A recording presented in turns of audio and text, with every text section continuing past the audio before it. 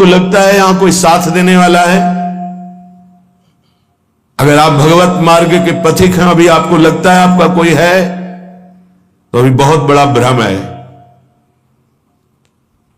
पूरा का पूरा परिवार जा रहा है, 1 मिनट में रोड में नष्ट हो गया। काल है, किस समय कहां कैसे, 1 सेकंड का पता नहीं है। कैसे चैन से नींद आ जाती है तुम्हें? ये जो दुर्वासना के नाश की कृपा है, ये आपकी दिनचर्या है, ये सैकड़ों दुर्वासनाओं को भस्म कर देगी। तुमने खिलवाड़ समझ रखा है। चाहे गृहस्थ हो या विरक्त हो, तुम्हें जो दिनचर्या मिली है, ये दुर्वासनाओं का नाश करने के लिए श्री कृष्ण ने कृपा करके दी है गुरुजनों के द्वारा। इसको खिलवाड़ न समझो। प्रभु का प्रिय या गुरु का प्रिय वही होता है जो दिनचर्या में मिनट भर विलंब नहीं करता। ये गुरु कृपा है कि आपको डांट लगती है, आपको वचन सुनने को मिलते हैं, आप उसको स्वीकार कीजिए।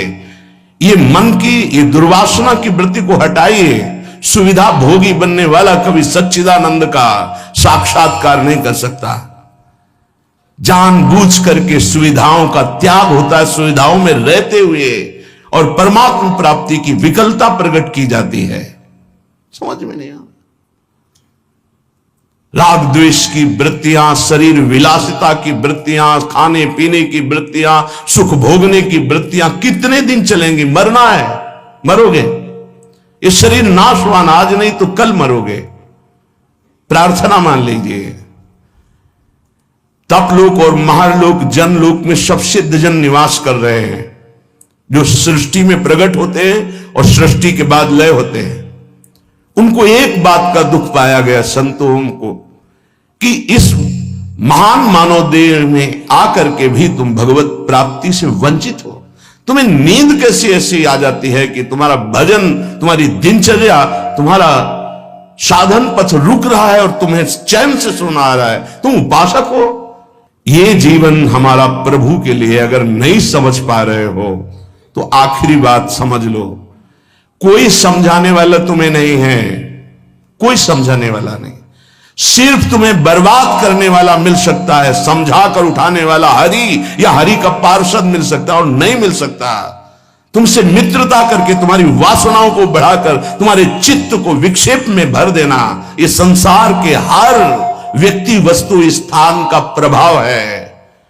तुम्हार सेवक असुरारी, 2 ही केवल बचा सकते हैं, भगवान और भगवान के भक्त। उनकी हर चेष्टा तुम्हारे चित्त को भगवदाकार बनाने के लिए है। कृष्ण कृपा का सीधा फल है साधु संग। हरिराम व्यास जी, गोस्वामी तुलसीदास जी, बड़े बड़े महापुरुष कहते हैं, कोई फर्क नहीं। कैसे मनुष्य शरीर को तुमने प्राप्त करके नाश करने की ठान ली है कि हम जो मन आएगा सो करेंगे। यहां बैठने मात्र से भगवत प्राप्ति है। क्यों? यहां खास बात, श्रीधाम वृंदावन यमुना का पावन पुलिन, और कोई मिनट ऐसा नहीं जहां यहां भगवत चर्चा ना हो रही हो, भगवत गुणगान ना हो रहा हो, भगवत नाम कीर्तन ना हो रहा हो। नाम कीर्तन चलता है, वाणी कीर्तन चलता है, गुण कीर्तन चलता है। दूसरी बात, हमारी दृष्टि रहती है, हमारी प्रियजू की दृष्टि रहती है कि ये जन विराजमान है। एक दिनचर्या है, एक समय है। माकृष्य शर्वतीदम शुभलेन कृष्ण, हे कृष्ण मेरी इन दुर्वासनाओं को नष्ट कर दो। फिर प्रार्थना करता हूं सब उपासक उपासिकाओं से, गृहस्थ विरक्तों से, यदि आप हमारी श्री जी से जुड़े हैं तो आज्ञा पर ध्यान दीजिए। अगर आज्ञा पर ध्यान नहीं देते तो माया तुम पर ध्यान रख देगी, और उसके ध्यान रखने का मतलब है बैठे बैठे जलोगे, जैसे अंगार पर जला जाता है ऐसे जलोगे। दुर्वासना तुम्हें जला देगी, तुम्हें पता नहीं है। जब अपनी जीवनी शक्ति प्रभु की तरफ लगती है तो हरि गुरु को शीतलता प्राप्त होती है, वो प्रसन्न होते हैं। जब अपनापन करके तुम्हारी जीवनी शक्ति व्यर्थ नष्ट होती है, तब जलन होती है उस अपनेपन के कारण कि तुम समझ नहीं पा रहे हो। ये आज का अभ्यास तुम्हारे लिए कल काल बन जाएगा। गलत अभ्यास तुम्हारे लिए कल ये प्रमाद बन जाएगा। प्रमाद ही मृत्यु है, शास्त्रों में वर्णन है। जो अप्रमादी है, प्रमाद रहित है, वही भगवत तत्व को जो भगवत तत्व को प्राप्त कर लेता वही निर्विकार स्थिति में परमानंद में डूबता है। माना हम लड़खड़ा रहे हैं लेकिन चल रहे हैं अपने रास्ते पे, रास्ता ही नहीं। उपासक को इस बात पर सदैव सावधान रहना पड़ेगा।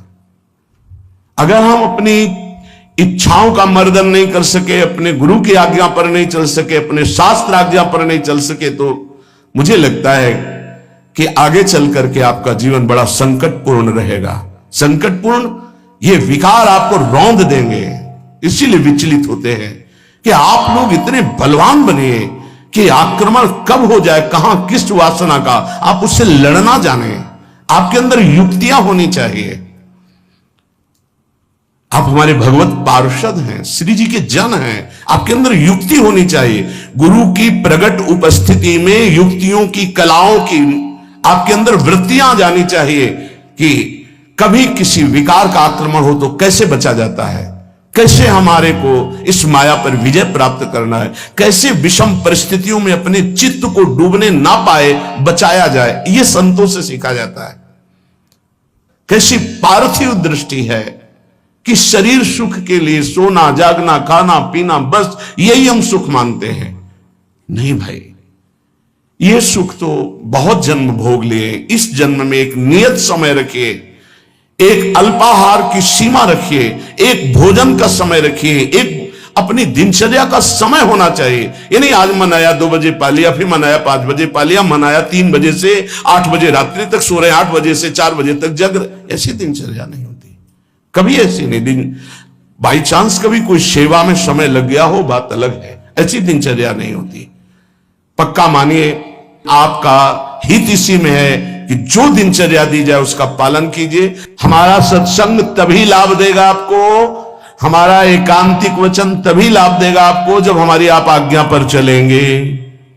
जैसी दिनचर्या बना दी है, ये दिनचर्या जानते हो, बड़े बड़े सिद्ध महापुरुष इसी से हुए, दिनचर्या से। 1 मिनट का अंतराय कभी जीवन में नहीं पड़ने दिया अपनी दिनचर्या। वही परिपक्व अवस्था। 12 वर्ष एक दिनचर्या कर लीजिए, आप देखिए आपका क्या स्वभाव बनता है। यहां 20-20 वर्ष, 25-25 वर्ष व्यतीत हो जा रहे, कोई दिव्यता नहीं आ रही। कारण क्या है? खो रहे हैं, जीवन को खो रहे हैं। बिल्कुल, कई बार हम चिल्ला चिल्ला कर कहते हैं कि आप समझिए, ये जो दिनचर्या है ये भगवान का स्वरूप है। जो गुरु प्रदत्त दिनचर्या है वही तुम्हें ब्रह्मबोध कराएगी, वही भगवत प्रेम कराएगी। नहीं, ये वासना बहुत बलवान है। पता नहीं चलता कि हम निर्वासनिक हो गए कि वासना युक्त है। एक योगी जी आए थे महान, वो अभी गए हैं तप के लिए, जहां बर्फ के भगवान का स्वरूप। हाँ, अमरनाथ शायद ऐसे हो गए। वो बोल रहे थे कि क्या है कि इतनी साधना पर भी वासना